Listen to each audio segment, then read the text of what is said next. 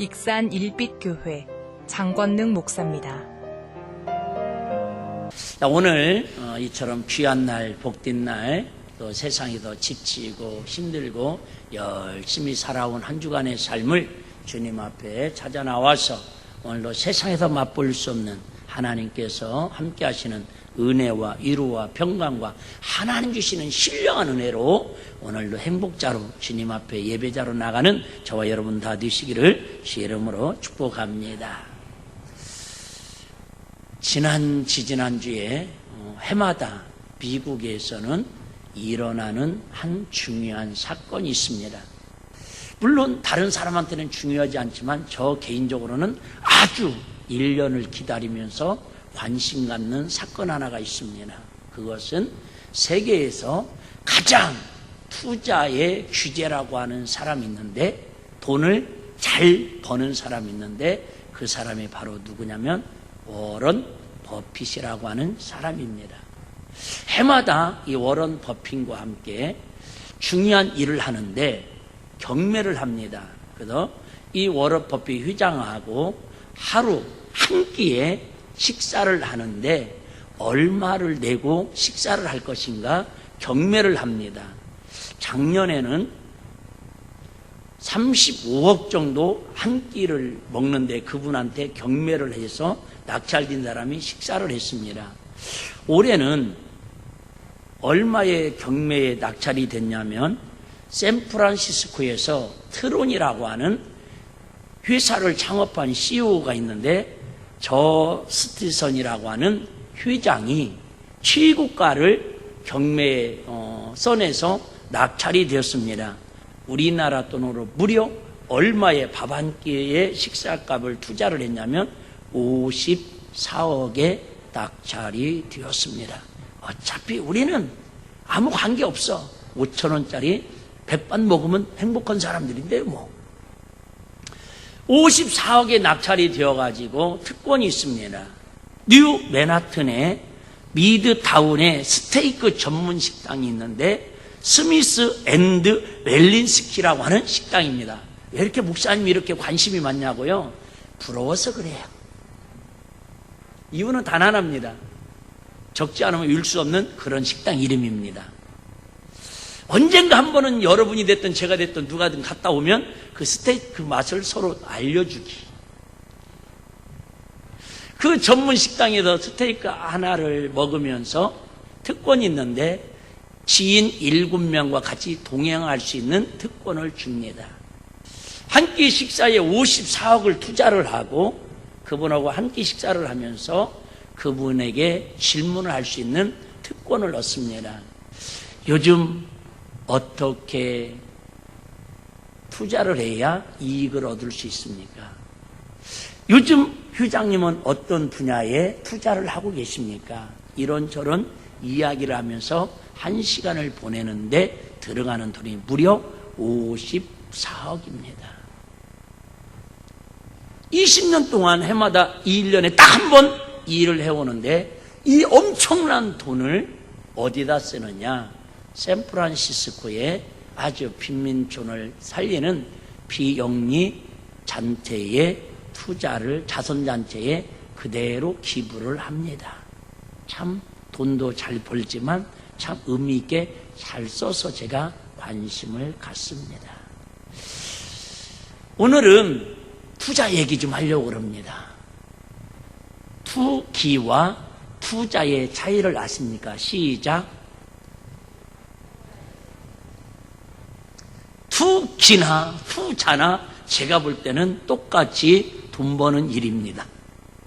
그런데 투기를 하면 여러분이 아시는 것처럼 국회의원이 됐던 장관 후보가 됐던 대법관 후보가 됐던 투기자로 증명이 되면 거의 그분들은 인사청문회에서 낙마를 시키는 게 사회적인 지금 분위기입니다. 투기는 돈 벌기 위해서 어딘가에 투자를 하는데 뭔가 시세 차익을 터무니없이 많이 남기기 위해서 위장전입을 한다든가 노비를 해가지고 개발지역을 미리 정보를 빼서 땅을 샀는다든가 이런 부분을 투기라고, 즉 세상 사람들로부터 인정받지 못하는 부당한 재산 증식을 투기라고 우리는 이해를 하고 있습니다. 투자는 말 그대로 이익을 얻을 목적으로 돈을 벌거나 시간이나 정성이나 어떤 같은 일에 거기에다가 투자하는 것, 힘을 실는 것을, 정성을 들이는 것을 투자라고 합니다. 우리는 세상을 살아가면서 미성년자들이 아닌 이상 저와 여러분들은 사회라고 하는 생존 경쟁에서 하루하루 어쨌든 자이든 타이든 생존 경쟁 속에서 살아가고 있습니다. 그 말은 다른 말로 말하면 우리는 내가 인정하든 인정하지 않든 어딘가에 시간을 투자하고 물질을 투자하고 내가 갖고 있는 재능과 달란트를 어딘가에는 투자하지 아니하면 세상에서 생존하며 살아갈 수 없는 사회적인 구조 속에서 우리는 살아가고 있다, 그 말입니다. 투자. 어떻게 투자하느냐에 따라서 그의 인생이 행복하기도 하고 그의 인생이 평생 불행하기도 하고 심지어 잘못 투자했다가 감옥에 가는 사람도 있고 잘못 투자했다가 자살로 자기 인생을 포기하는 사람도 있습니다. 어떤 사람은 자녀들한테 자기의 전 인생을 투자했다가 배신당해서 평생 아픔과 슬픔과 좌절과 절망 속에 한탄하며 사는 부모님들도 계실 수 있습니다. 우리는 오늘 투기하는 사람이 되지 말고 투자하는 사람이 되어야 하는데 과연 어디에다가 투자할 것인지, 무엇에 투자할 것인지, 어떤 곳에 투자할 것인지 투자의 정의를 정확하게 정립하는 믿음과 지혜와 분별력이 있는 은혜가 있기를 주의 이름으로 축복합니다. 은행에다가 돈을 1,000만 원 맡기면서 나 은행에다가 1,000만 원 투기해서 이런 사람 없습니다. 왜요? 은행에다가 1,000만 원을 맡기면 연 이자가 2%든 3%든 그의 정한 이자가 수입으로 나오기 때문에 그걸 투기라고 하지 않습니다. 투자라고 하는 것은 모험입니다. 투기라고 하는 것도 모험입니다.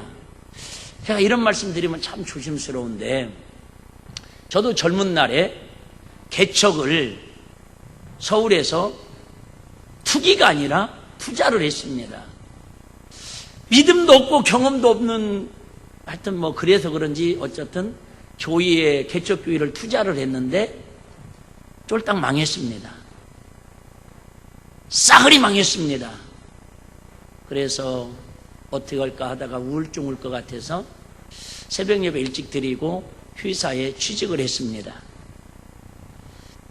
아침 7시까지 출근하는 회사인데 7시까지 오면 큰일 나고요. 늦어도 50분에서 45분까지는 회사에 출근을 해야 합니다. 뭐 믿거나 말거나 자랑거리도 아닌데 제가 창피한 일도 아닙니다. 얼마나 제가 직장생활을 열심히 했는지 1년 만에 우수사원으로 뽑혀가지고 금강산을 배 타고 돈 10원도 안 들이고 갔다 온 사람입니다. 많은 분들이 그래요. 우리 목사님은 사회를 모른다고, 우리 목사님은 세상을 모른다고.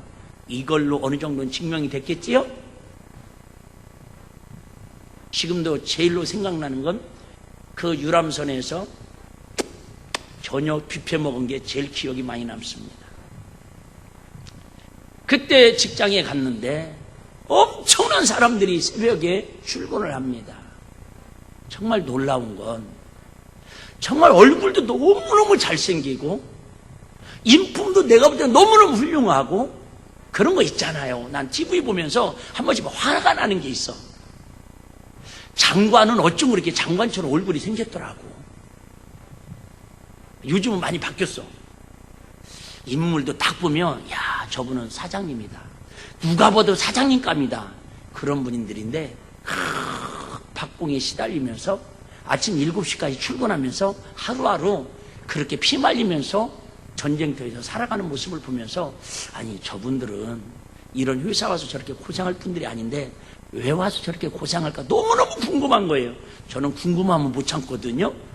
그래서 하루는 제가 식사를 하면서 물어봤어요. 아니, 본부장님, 내가 볼 때는 본부장님은 여기 와서 일할 분이 아닌데 왜 이런 회사에 와서 일을 하십니까? 그랬더니 자기의 하소연을 이야기하는데 자기가 중소기업 회장이었답니다. 사장이었답니다. 너무 열심히 하고 성실히 하니까 수출도 잘 되고 막 회사가 잘 돼가지고 사업을 확장하고 또 확장하고 또 투자하고 또 투자하고 해서 사돈의 팔촌까지 은행비 다 끌어다가 사업을 엄청나게 확장을 했답니다. 투자를 했답니다. 그런데 너무너무 잘 나가서 그렇게 사업을 잘 됐는데 98년도에 아시는 것처럼 IMF가 왔습니다. 하루아침에 회사가 싸그리 부도가 나버렸습니다. 떠하는 빚이 하루아침에 30억, 40억이 돼버린 겁니다.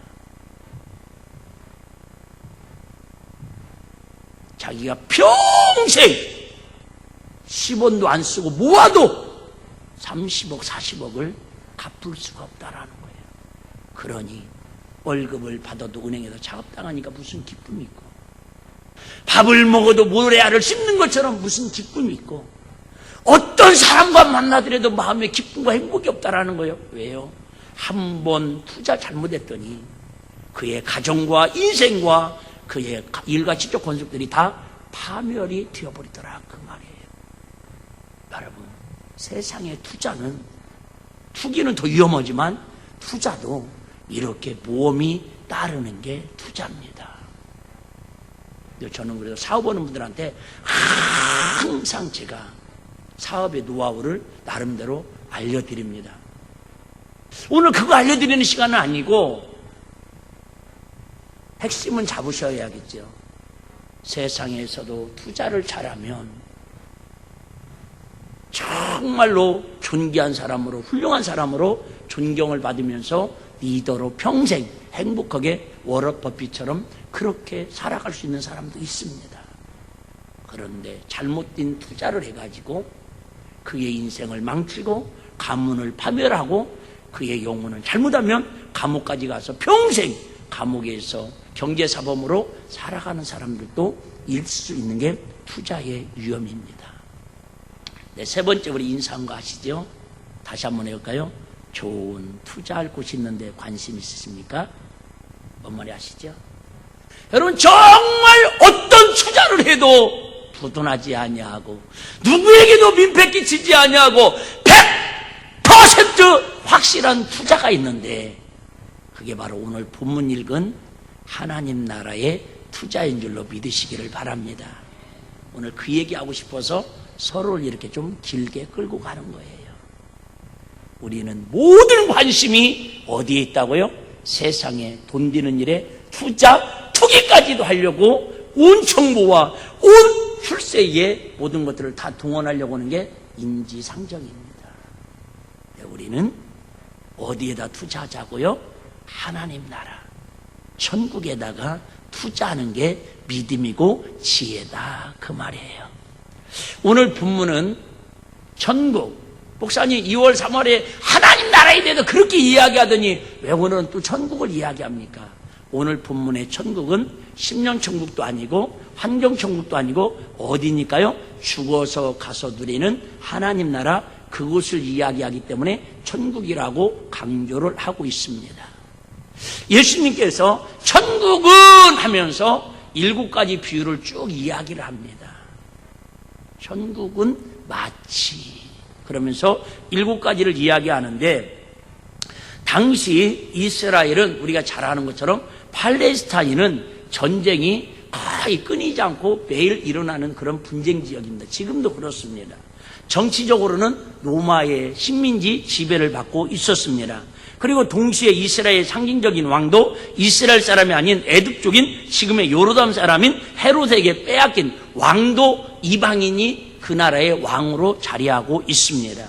이렇게 불안한 상황에서 당시 사람들은 재산을 3등분해서 관리를 합니다. 이스라엘은 우리나라하고 비슷한 게 참 많은데 그 중에 하나가, 우리나라는 그 정도는 아니지만은 이스라엘은 아시는 것처럼 2000년 동안 나라 없는 서름을 겪은 나라입니다. 그래서 그들이 나라를 빼앗기고 전 세계로 디아스포라로 퍼져가지고 그들이 살아가면서 평생 소원은 자기 나라의 땅을 한번 가져보는 게 소원입니다. 그러니까 땅을 소유하려면 첫째 뭐를 해야죠? 돈을 벌어야지요. 그러다 보니까 그들은 땅에 대해서 관심이 많고 두 번째는 돈 버는 장사에 아주 탁월한 귀재들이 유태인들입니다. 그 장사를 배우려면 유태인들에게 가서 배워라, 이런 격언이 있습니다. 그러다 보니까 이들에게는 하루하루가 불안합니다. 그래서 재산을 3등분 해가지고 우리하고 다르게 관리를 합니다. 첫 번째 3분의 1은 재산이 생기면 3분의 1은 생활하는데 의식주를 위해서 주로 사용을 합니다. 그 다음에 3분의 1은 현금화를 시켜가지고 사업이나 장사나 농사 짓는 땅이나 밭을 사는데 투자를 합니다. 그 다음에 3분의 1은 그들의 재산의 3분의 1은 현금화를 시켜서, 즉 금이나 보화나 이런 걸로 진주를 바꿔가지고, 우리하고 특이한 거죠. 은행이 없으니까, 보관장소가 없으니까 그들의 많이 알 수 있는 밭에다가 파서 묻어놓는 게 그들이 재산 관리를 하는 기본 전략입니다. 우리나라 문화로 이해하려면 성경이 이해 안 되는 부분이 많이 있다고 말씀을 드렸죠.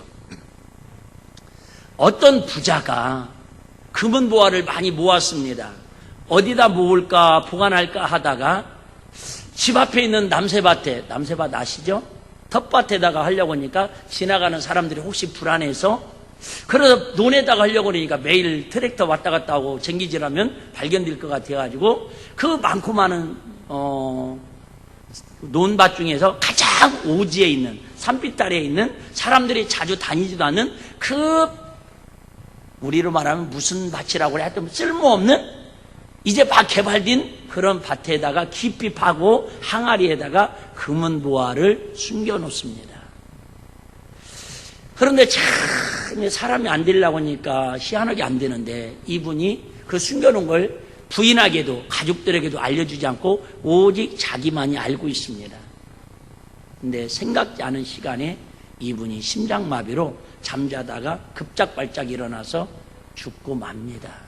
물론 여기서부터는 제가 약간 각색을 한 부분입니다. 그러니까 갑자기 신랑이 죽고 나니까 농사를 지려니까 그라이도 농토가 많은데 부인이나 자녀들이 걱정입니다.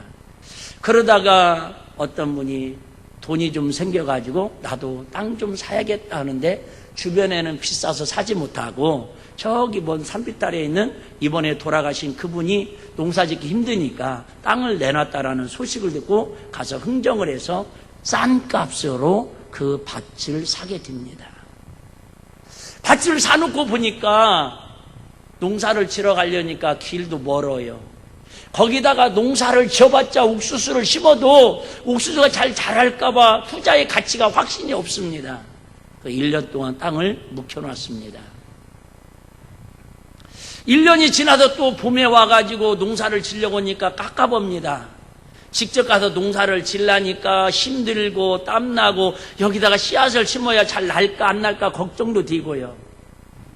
그러다가 가장 가난한 성실하게 사는, 열심히 사는 동네 사람이 있는데 불러다가 혹시 내가 저 산빛 아래 밭이 하나 있는데 그것 좀 잘 개간해가지고 농사 좀 잘 관리 좀 해줄 수 있겠냐고, 소작 좀 할 수 있겠냐고.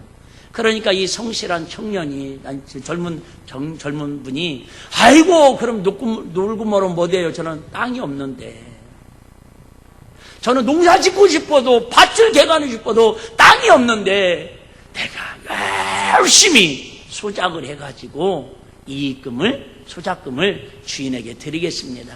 그래서 거기에 출근을 합니다. 열심히 일을 합니다. 열심히 일을 해요. 물론 쟁기질을 했겠지만 좀 우리에게 강조하기 위해서 제가 농부야들이라고 말씀드렸죠. 여러분 그 당시에 산비탈에 갖고는 쟁기를 갖고 들어갈 만한 그런 여건도 안 돼요. 그래서 우리로 말하면 괭이나 소시랑을 가지고 땅을 팝니다. 여러분 소시랑을 가지고 땅을 파는데 남의 밭에 가서 일을 해요. 그 땅을 개간을 해가지고 기경을 해가지고 거기다 씨앗을 뿌려야 하는데 땅을 깊게 파야 합니까? 대충 파야 합니까? 대충 파야지. 내 땅도 아닌데 힘든데. 그런데 얇게 파면 제대로 농사가 된다 안 된다? 안 된다.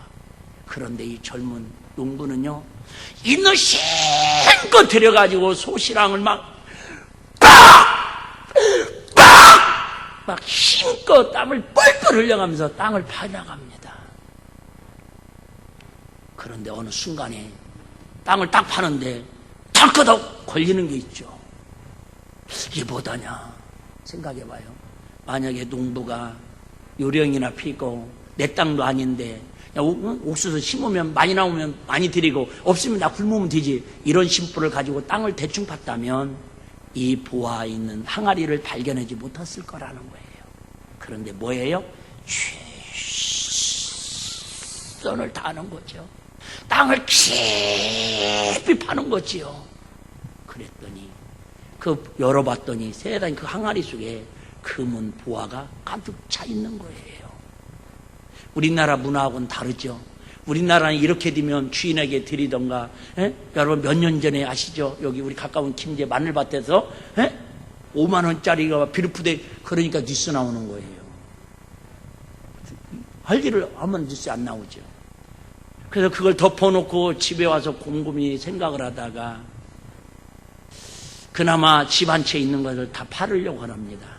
그랬더니 막 옆에 내가 막 세상에 당신 미쳤냐고, 더운 데가 하고 지금 이러고더니 이상해졌냐고, 더위 먹었냐고, 그나마 혹시 집을 팔아갖고 살려면 돈 좋은 데를 사야지, 그 영양가도 없는데 그 멀은 데를 왜 살려고 그러냐고, 막 자녀들도 우리 아버지 미쳤다고 나한테 차라리 집 팔아서 투자하라고, 내가 이익금 남겨주겠다고 별의별 동네 사람들이, 친척들이 다 미쳤다고 손가락질합니다. 그런데 이 젊은 농부는 다 그럴수록 기분이 좋습니다. 그 주인을 찾아갑니다. 도리어 마음이 초조합니다. 주인이 안 팔면 어떻게 하지? 주인이 안 팔면 어떻게 하지? 그랬더니 주인님, 그 땅 저한테 팔면 어떻게 해요? 그러니까 그라니도 가기도 귀찮고 그냥 싸서 사놓기는 했는데 세상 이번에는 값을 얼마 준다고요? 2배를 쳐준다고 그러니까 묻지도 말고 따지도 말고 그냥 팔아버립니다.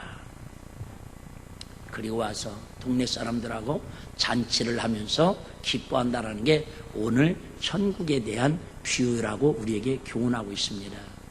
이 정도 되면 여러분들 다 이제 정리가 됐어야 돼요. 어쨌든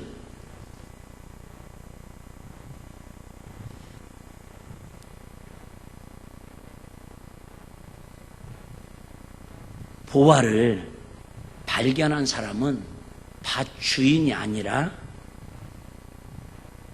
그곳에서 열심히 일했던 농부가 발견을 하고 있다라는 사실입니다. 좀 어려울 수 있는데요. 일단 한번 들어보시기 바랍니다. 우리 예수님께서는 무엇 때문에 우리의 소유를 다 팔아서 천국을 사는데 투자라고 우리에게 지금 말씀하시는 교훈이에요. 세상은 뭐예요? 세상이 밭입니다. 우리가 살고 있는 이 세상이 밭이에요.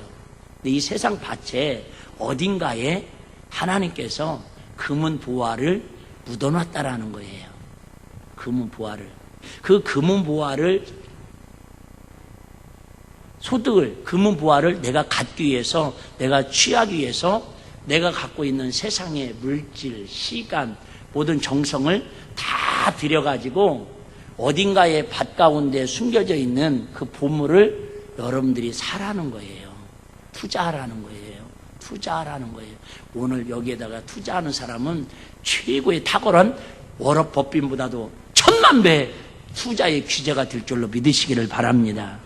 자, 천국을 사는데 왜 투자하라고 하냐면, 무엇 때문에 투자하라냐면 이유가 있죠. 44절 다시 한번 보겠습니다. 44절 보시면 중요한 단어가 있죠. 천국은 마치 밭에 감춘 보화와 같으니 사람이, 농부가, 저와 여러분들이 이를, 뭐를, 보화를 뭐한 후, 발견한 후. 여러분, 신앙생활이 뭐냐? 하나님께서 숨겨놓은 보화를 보물찾기 하는 게 신앙생활이에요. 보물찾기. 이번 체육대회 때 하셨잖아요.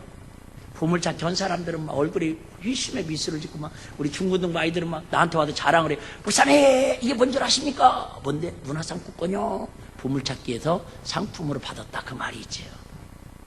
여러분, 하나님이 이 세상이라고 하는 밭에다가 보물을 숨겨 놓으셨대요.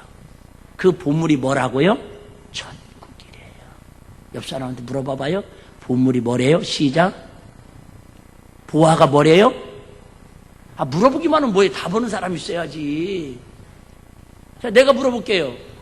여러분, 보화와 보물이 뭐예요? 천국이라니까. 복음, 예수 그리스도, 진리, 할렐루야. 이 보화를 뭐 해놨다고요? 숨겨놨대요. 마태복음 13장에도 그랬잖아요. 이 하나님의 천국의 비밀을 어린아이들에게는 보이시고 지혜롭고 똑똑한 사람들에게는 숨겨놓은 비밀이라고. 그런데 여러분, 믿음이 뭐예요? 신앙생활이 뭐예요? 하나님이 숨겨놓은 보화, 천국을 뭐 해야 한다고요? 발견한 후. 세상에서 제일 빌어하는 사람이 누구냐? 천국을 발견하고도 천국에 대해서 관심 없고 천국에 대해서 이 보화를 살려고 하지 않는 사람이다 그 말이에요. 사람들은 조금만 투자해서 이익이 된다고 그러면 모험을 합니다. 떴다방이 왜 나온 거예요? 서울 사람들이 막 와가지고 아파트 분양권을 자기들이 사서 딱지라고 그러잖아요. 처음 들어보는 얘기예요? 그거 1,000만 원, 2,000만 원 받고 바로 팔아먹으려고 하는 게 그게 투기 아니에요? 우리는 그것도 왜 사요? 그거 분양받으면 혹시라도 2년 후에 3년 후에 3,000만 원, 5,000만 원 오를까 해서 사는 거잖아요. 안 사봐서 모르겠어요? 여러분, 분명히 1,000만 원을 투자하면 내년에 2,000만 원 든다고 그러는 확신만 있다면 여기에 투자 안 할 사람 있을까요? 없을까요? 없지요. 달랏빛 내서라도 투자가 아니라 투기라도 해야지요. 그런데 우리는 이미 예수 그리스도라고 하는 천국이라고 하는 보화를 발견했는데도 불구하고 그걸 살려고 관심이 없는, 거기에 투자하려고는 관심이 없이 사는 사람이 제일로 영적으로는 미련하고 불쌍한 사람 아니냐 그 말이에요.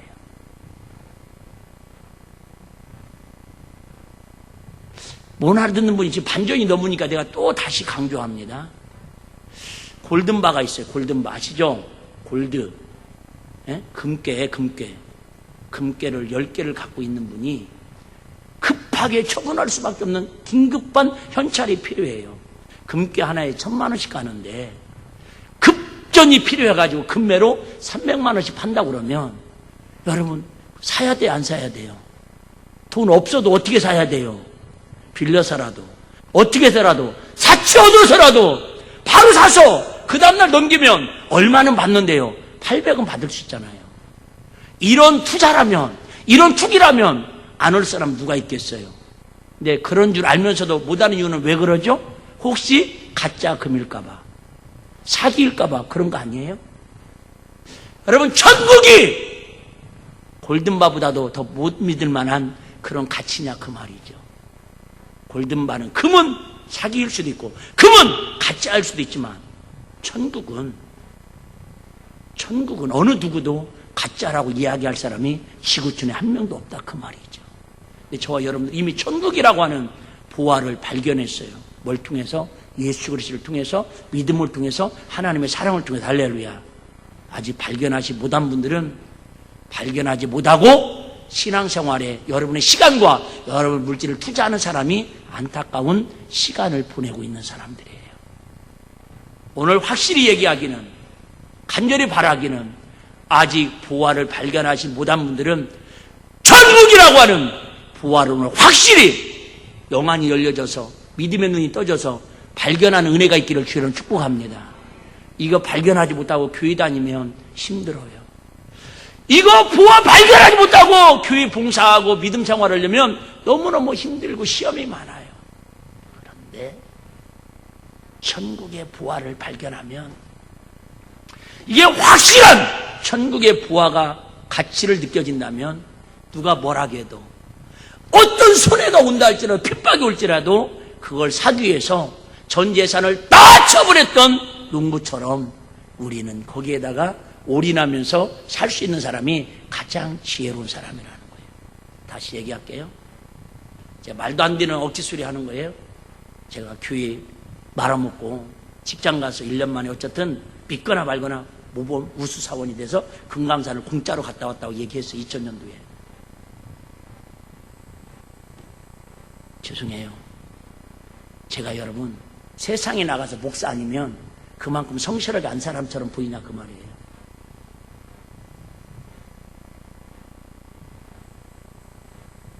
여러분 세상도 성실하게 살고 정말 열심히 살면 기회가 인생에 3번 온다고 그럽니다. 그런데 제가 확실히 여러분에게 말씀드릴 수 있는 건 예배에 여러분 인생을 투자하십시오. 정말 하나님 나라 믿음에 여러분의 모든 걸 한번 투자해 보십시오. 제가 여러분에게 확신 있게 장담할 수 있는 건 예배에 모든 걸 투자하는 사람, 하나님 나라에 모든 걸 투자하는 사람은 주야 성경이 말씀하기를 30배, 60배, 100배를 거두게 하시는데 성경이 1000만배도 하나님 채워주신대요. 제가 그건 여러분에게 자신할 수 있습니다. 내가 경험자니까요. 여러분 어디에다 투자하기를 원하십니까? 지금도 어디다 투자해야 땅이 좀 올라가고 아파트금이 올라가고 좀 돈놀이가 잘 될 건가 이거에 관심이 있습니까? 하십시오. 하지 말라는 게 아닙니다. 근데 최소한 여러분의 영혼의 때를 위해서 내가 지금 어디에다 투자해야 하는지 우선의 가치만큼은 알고 사는 우리 일비 가족들이 되기를 주여는 축복합니다. 발견하면 이거 발견하고 포기할 사람이 어디 있어요? 그만 보아요. 항아리를 발견하고도 멍청한 바보처럼 발견하고 그 땅에 관심 없는 사람 농사만 짓고 그냥 5만 원짜리 씨 뿌리하고 가을에 20만 원 거둔 걸 기뻐할 사람이 어디냐 그 말입니다. 어떻게 해서라도 그 돈을 사야죠. 여러분 밭을 사는 게 목적입니까? 아니잖아요. 보화를 내 손에 넣는 게 목적이잖아요. 여러분 우리 이미 예수 발견한 분답게 하나님 앞에 올인할 수 있는 믿음의 주인공들 되시기를 주여는 축복합니다. 왜 하나님 나라의 백성들이 천국의 모든 수혜를 받아 우리가 천국에 있는 모든 수혜를 받아 우리가 투자하라고 하십니까? 왜 하나님은 간단해요. 여러분 세상 것은 오래가지 못합니다. 여러분 절대 세상 것은 천년만년 누릴 수가 없습니다. 그런 거 있잖아요. 예를 들면 막 택지 개발이 된다고 그래가지고 진짜 빚내서 눈밭 팔아가지고 자기는 전세 살면서 월세 살면서 땅을 몇만 평 샀다고 합시다. 근데 개발이 된다고 했다가 안 돼요. 저기처럼 누가 이번에 시장이 되면은 거기를 개발한다고 약속을 해가지고 지인들이 거기다 막 땅을 샀는데 그분이 톡 떨어졌네? 내 귀에도 이런 정보가 들어온다니까요, 세상이. 그래가지고 이게 오를 듯 하다가 안 올라요. 그래갖고 나이가 90이 됐네? 근데 세상에 그때 개발이 돼가지고 세상에 5억 주고 산 땅이 50억이 되면 못 올 거냐고요? 뭔 말이 드십니까? 여러분, 투자라고 하는 것은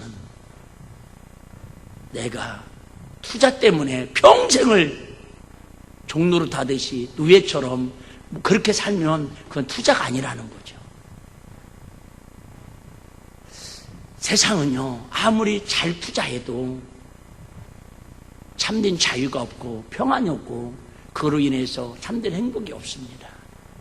진정한 투자는 영혼의 때를 위해서 하나님 나라를 위해서 여러분의 모든 것을 투자하는 것이 가장 귀한 지혜의 투자임을 믿으시기를 바랍니다.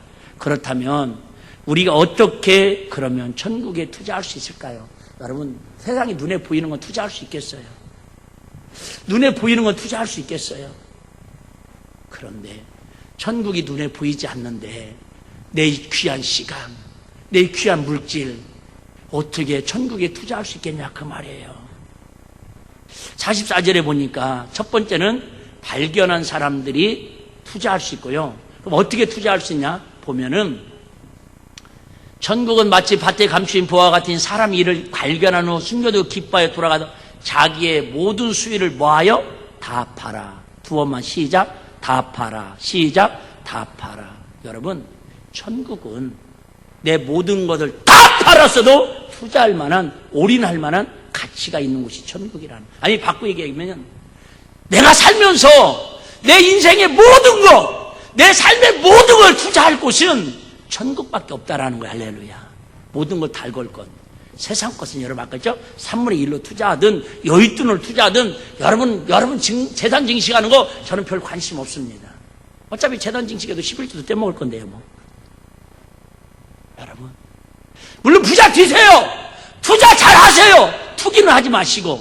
그런데 제가 확실히 보장해 줄 수 있는 것은 여러분, 그 투자는 실패가 될 수도 있고 이익이 될 수도 있지만 100% 확실히 투자하는 대로 추야 30배, 60배, 100배 거둘 수 있는 확실한 투자법이 있는데 여러분, 다 팔아도 손해 안 볼 수 있는 투자법이 있는데 그건 복음을 위해서, 하나님 나라를 위해서 투자하는 거다, 그 얘기예요. 46절도 보셔봐요. 극히 값진 진주 하나를 만남에 가서 자기의 소유를 다 팔아 그 진주를 삼느니라. 그래요. 여러분, 사실은 진주 팔아서 논밭 살려고 하는 게 아니에요? 근데 논밭 팔아서 뭐 샀대요? 진주 샀대요. 이런 유럽에 격언이 있다고 그럽니다. 소금을 만들기 위하여 바닷물을 끓이지 말라. 소금물을 끓여서, 미안합니다, 바닷물을 끓여서 소금을 만들지 말라. 무슨 얘기냐? 소금을, 바닷물을 끓여가지고 100원어치 얻으려면, 소금을 100원어치 얻으려면 바닷물을 20리터를 끓여야, 증발시켜야 소금이 100원어치 얻을 수 있답니다. 근데 그 소금 100원을 얻기 위해서 물을 20리터를 증발시키려면 가스비가 10,000원이 든답니다. 그래서 격언의 장사의 사업의 속담에 바닷물을 끓여서 소금을 만들지 말라.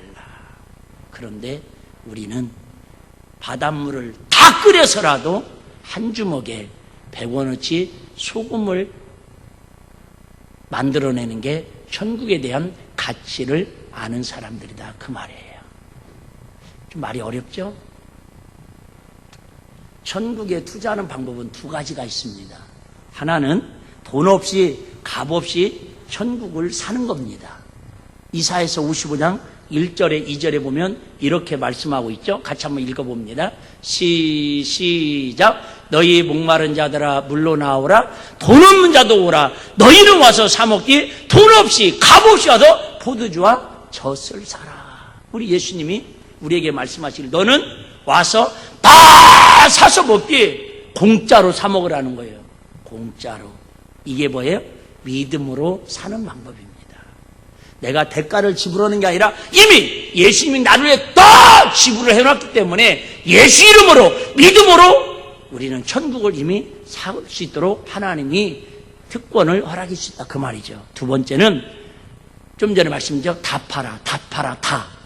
즉 모든 수요를 다 투자해서 천국을 사는 방법입니다. 마태복음 22장 31절 같이 한번 읽습니다. 시작. 마태복음 22장 30절 시작. 예수께서 가라사대 내 마음을 다하고 목숨을 다하고 뜻을 다하여 주 너의 하나님을 사랑하라 하셨으니. 그래요, 여러분.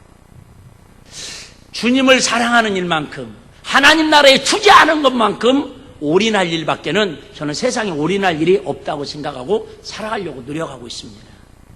여러분, 나의 모든 걸 다 투자할 만한, 내 인생을 모든 걸 다 투자할 만한 것은 어떤 사업도, 어떤 자녀도, 어떤 좋은 대학도, 좋은 직장도 아니고 오직 내 인생의 전부를 투자할 만한 가치는요, 천국에 대한 투자밖에 없는 걸 믿으시길 바랍니다. 그런데 이렇게 귀한 가치를, 이렇게 목사가 목이 터져라고 외쳐도 투자에 관심들이 없어요. 왜요? 두 가지 하나요? 관심이 없거나 사기꾼으로 여기는 거지. 아직도 뭘 못해서 발견을 못했거나 확신이 없어서. 그래서 마태복음 고린도후서 13장 5절에는 그렇게 얘기하잖아요. 너희 안에 믿음 있는 거 확증하여 보라. 너희가 확증할 수 없으면 너희는 버리온 자라. 여러분, 투자에는 확신이 없으면 절대 투자하면 안 됩니다.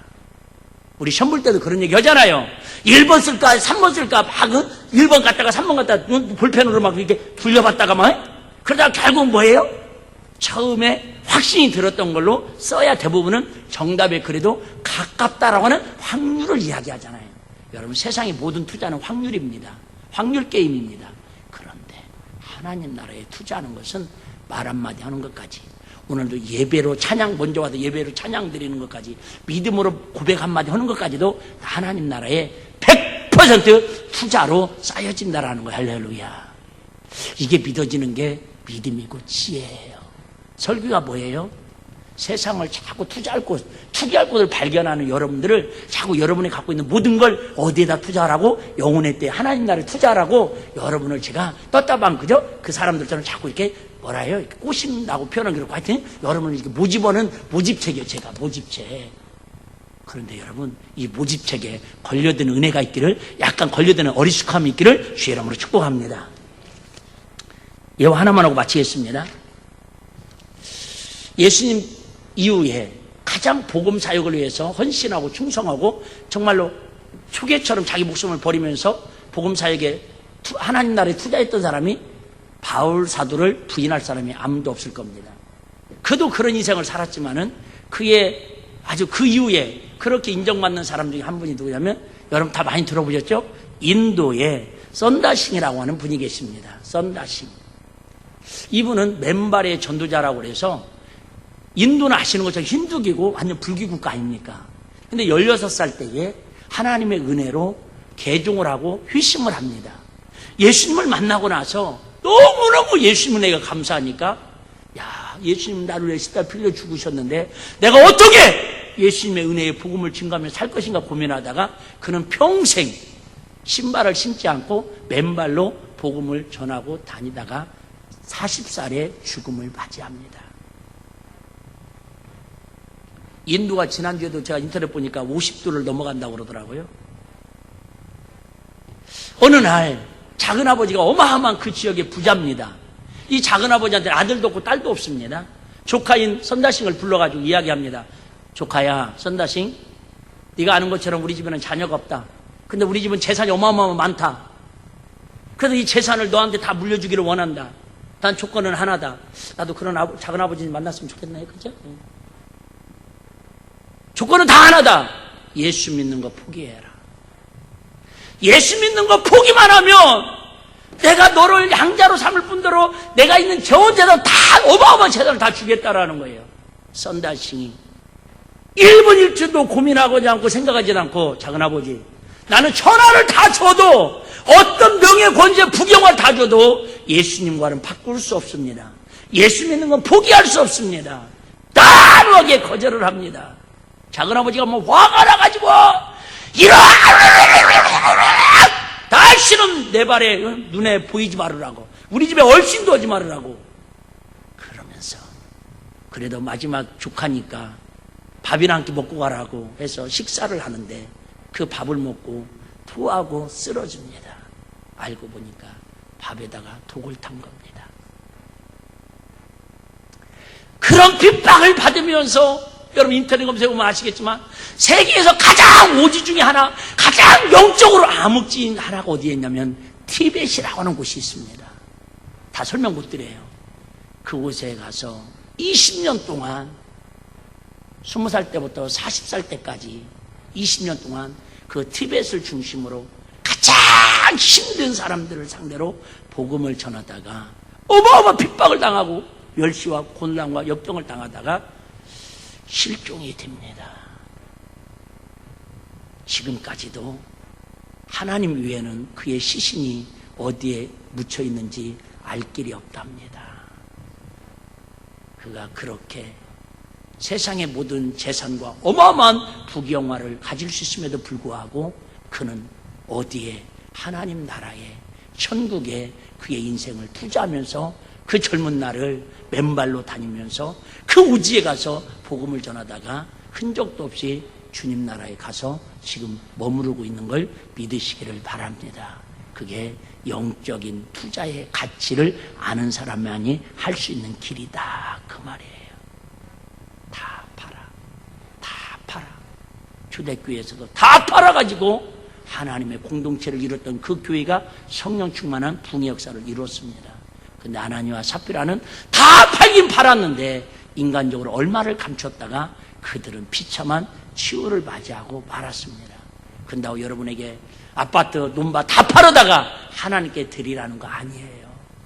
여러분, 진정한 투자할 곳은 천국에 대한 우리 영혼의 때를 위해 투자하는 것만이 여러분에게 영혼의 때의 보상으로 남는 것이니까 제발 항상 말씀드리지만 51대 40%, 세상의 49, 하나님 일에 50일 이렇게 저울추가 기울어져 있어야지 2%, 세상이 50일, 하나님 일이 49 이렇게 되면 어느 순간에 문제 없을 때는 문제 없어 보이는데 문제가 생겼을 땐 그 2%가 내 영혼에 큰 장애물이 되고 문제가 일으킬 수 있다는 걸 꼭 명심하시고 이런 설교를 통해서 여러분 마음과 여러분 시간과 여러분의 모든 열정을 천국을 향해서 좀 더 2%만 더 투자해 올인하는 우리 일비가족들 다 되시기를 주의 이름으로 축복합니다.